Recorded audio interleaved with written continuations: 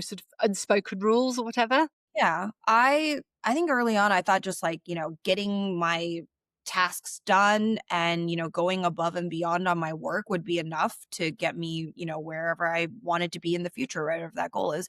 And you quickly realize that's not the case at all. Like you're producing great work, you are maybe producing more work than a current colleague of yours, but like why is that colleague the one that's getting recognized or getting that promotion over you, right? Like you start questioning what is the reason of that, right? Like what's causing me not to shine as much?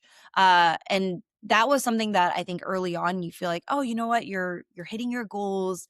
The what we set with you for your like career like path or progression, like plan, like great, checks, checks, checks. But that's really not what's going to drive you forward in your career at all, right? Like it becomes more about how are you seen? What's the brand that you built for yourself? Can people speak to your work when you're not in the room? Are you like seen at that level of like thinking big, thinking strategic? It's not just about the task itself. I do believe that, a lot of leaders do also love when, folks see a problem or maybe there's something that could be better, not just only raising their hand to like say like I'll do this, but like you take it on, you develop something, you raise your hand and say like, hey, this is like a thing that I've observed, and I actually have a plan.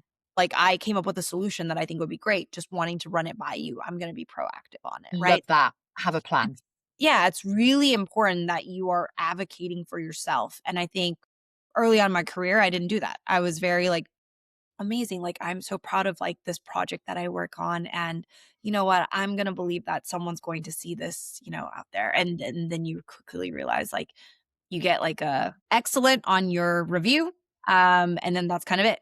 So right. And then the other thing too is I never really understood what it meant to have like somebody who really can build out executive presence for you. That's really important, right? So it's not just only thinking about um how am I going to get my work to be seen, but really more about like who are the stakeholders that also are, really helping me be seen. That's so important.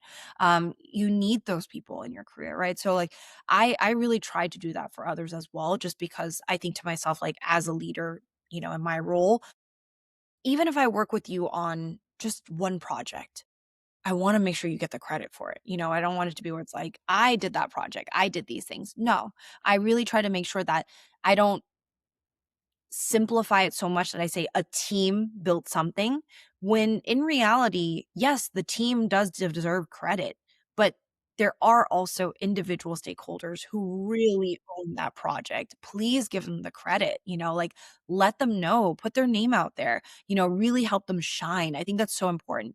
I also love that now as a manager, something that I really try to do is, yes, I could present everything for the team always, to the company or to executives myself. But instead, I always say to them, like, how comfortable are you presenting your own work to this person?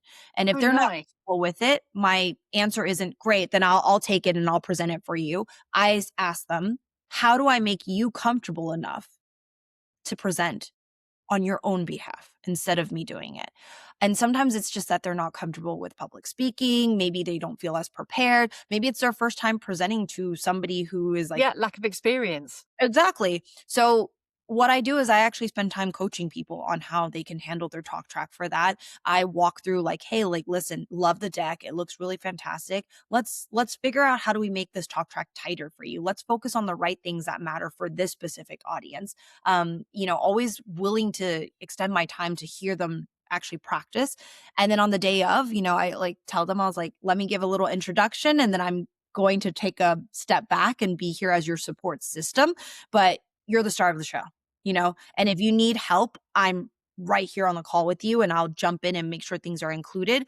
But my goal is not that I speak for your own work. I want people to hear from you. And I think that's so important at this point. So that's something that I feel like also has happened to me in the past where somebody else has presented, my project kind of as like the team project or their own, early on when I was like just starting my career. And I didn't realize how important it was for me to actually be in that room presenting on my own behalf, right? And you know the project best too. That's what I always say. I was like, can someone do, your work justification more than you can? No. So I really try to make sure that's like something I personally provide for my team now.